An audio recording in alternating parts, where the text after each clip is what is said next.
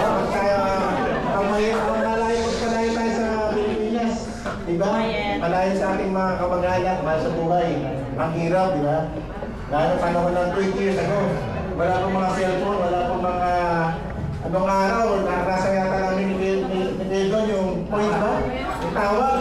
Isang tawag lang, 500 views. But praise God, sa ating current na buhay, meron pong laptop, may cellphone na. Amen? So, kaya si Gideon? Do you know Gideon? Sino si Gideon? Gideon was an Israelite judge, military leader and prophet who delivered his people from the oppression of the Midianites by leading a small group of army, 300 men, to a decisive victory. He's also known as Jerubbaal. His story is recounted in the book of Judges, chapter 6:3. He famously used a priest to ask God for signs to confirm his divine calling, and later employed a clever strategy involving trumpets and jars to defeat Midianite's army, that demonstrated that God's power, not by human strength, brought the victory. We can relate with Gideon, so we call this group in my father's house, Gideonites.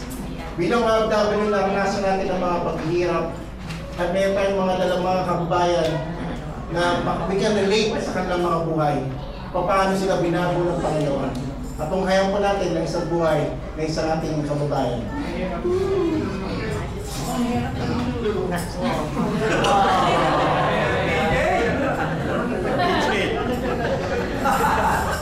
Salamay ka model. Model, mungkin dia.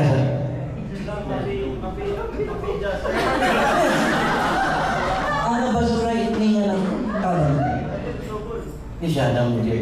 Ano ba basura? Siya.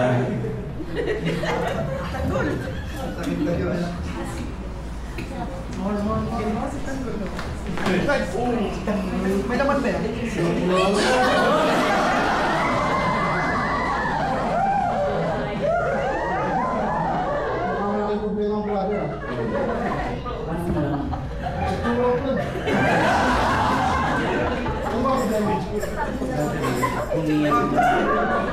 Umiyak ng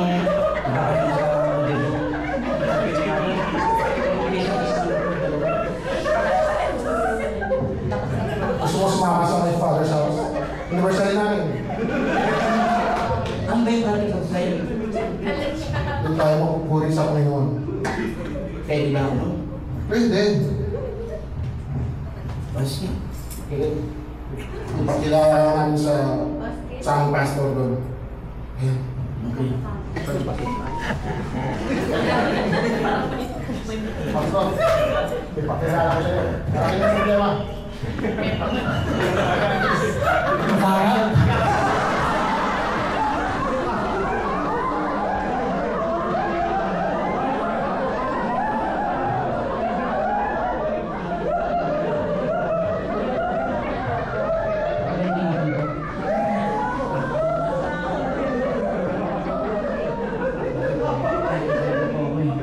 mabigat ang nagulong pastor. Napakabigat ang pastor. Hindi ko kaya kung nakayanan ko po doon. Sige, umpisahan natin. Ano ba yung problema? Meron mo ba dyan? Pastor, sa totoo lang po. Talagang mabigat eh. Halos na yung anak ko po, na-disgrasya po sa motor.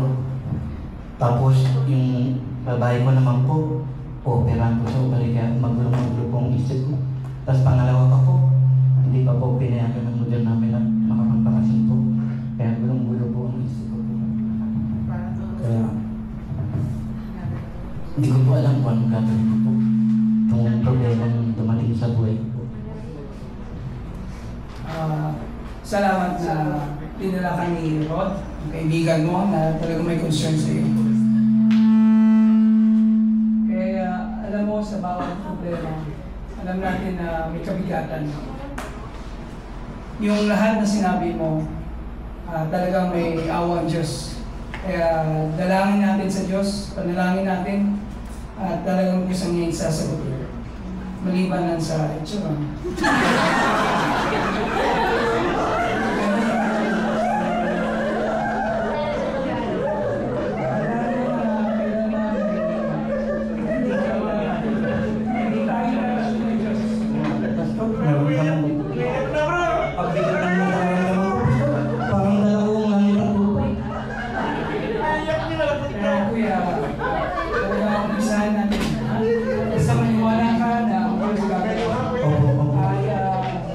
Sa lahat ng mga pamamaraan, papahiwatig niya sa iyo. Hindi, hindi ako dyan.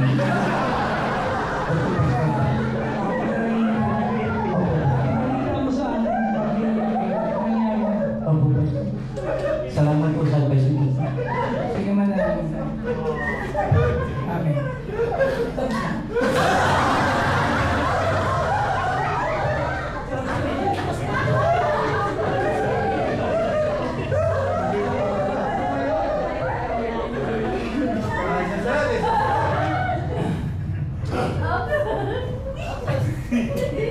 Ano ba naman tong buhay na to?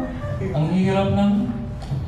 Nagtatrabaho ako nga ng kumikita ka ng sapat, pero paano tong bila to? Paano ko to babayaran? Ano kayang gagawin ko? 1 milyon na to. Oh, bro. Mukhang may problema ka. Galing mo naman. Psychic ka?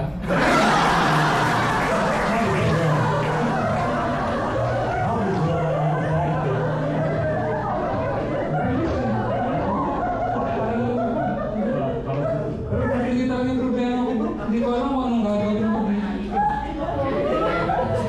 Hayaan mo. May awa akong Diyos. Ito ba'y magandang, ito ba'y katotohanan? Yeah. Dahil ko po si Kuya Vic para bigay sa akin ng paliwanag. Bro.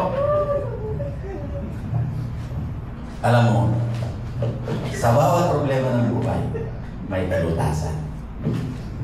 Lapit lang tayo sa ating Panginoon, tayo po ay manalangin.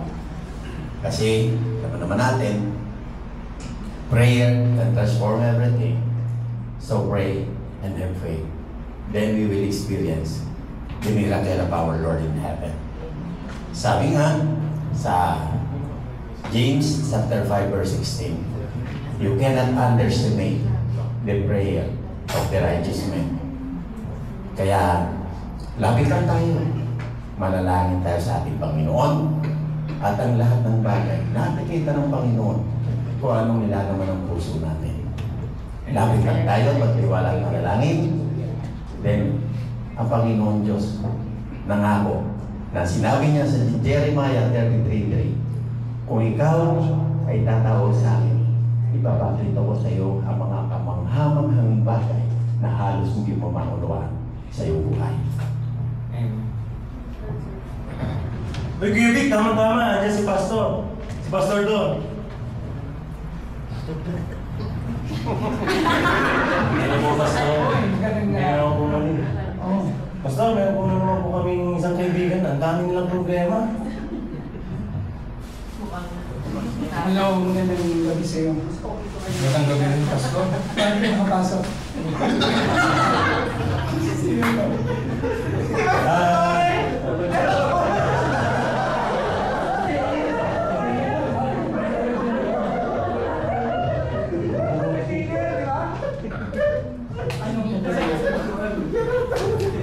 Iniisip ko kung paano ko babayaran itong bill sa hospital.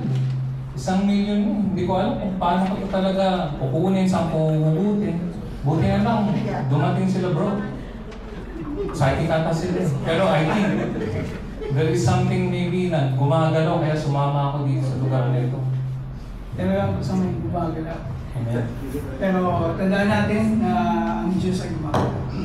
At anumang problema mo, lapit natin niya sa Panginoon at talagang magpaparamdam sa sayo. Hindi ko alam kung paano, pero talagang sasagutin niya pag naniwala rin tayo at manalangin tayo sa Kanya. Sige, manalangin tayo. Sali ka diba?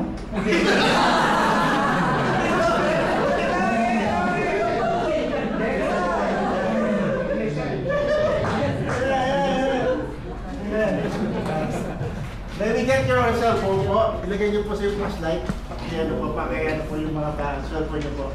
Prepare po. Open the flashlight.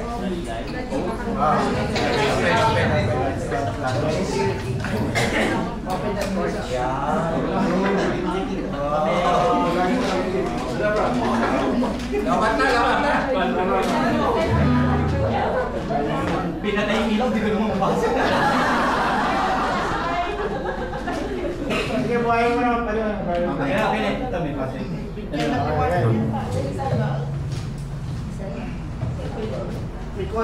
Sa bawat ilim ay liwanag. Himala kayo? Amen. Amen. Liwanag sa dilim pala yun. Hindi ko na rin makita.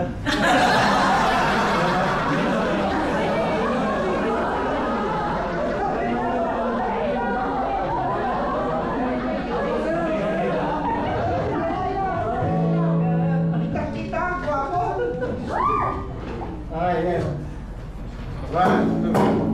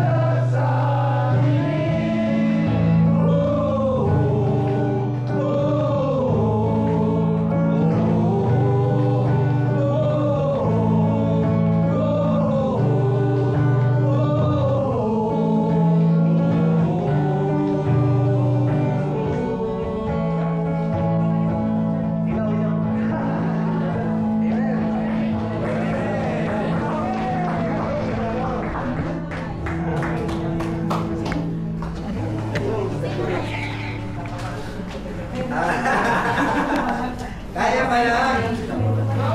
Ako po'y mapapatutunan po sa nangyari sa buhay ko. Ito po ay totoo pong nangyari. Kung baka sa English po true to life story. Pasalamat po ako sa buhay ng mga kapatid. Ang nag-comfort po sa akin ng time noon. Ang naalala ko po, Sister Bella. Siya po ang nagsabi. Kasi magulo po talagang isip ko noon, ng time noon. Na halos wala po ngayon ng pera, may pala ako sa bangko. Dahil nga po kakata ako 58, Gabriel dyan. Gusto na po nung time noon mag-resign. Comfort po ako ni Sister Bella, kaya salamat po siya. Salamat po pala sa kanya.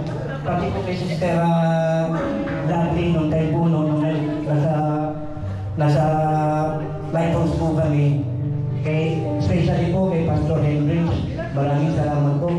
Dahil gumalaw po siya sa buhay ko, kay Pastor Arnold.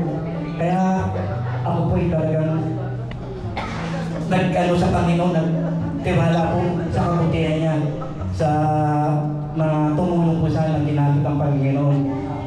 Anong nangyari po ngayon, naka-recover po yung anak ko, magaling na po siya na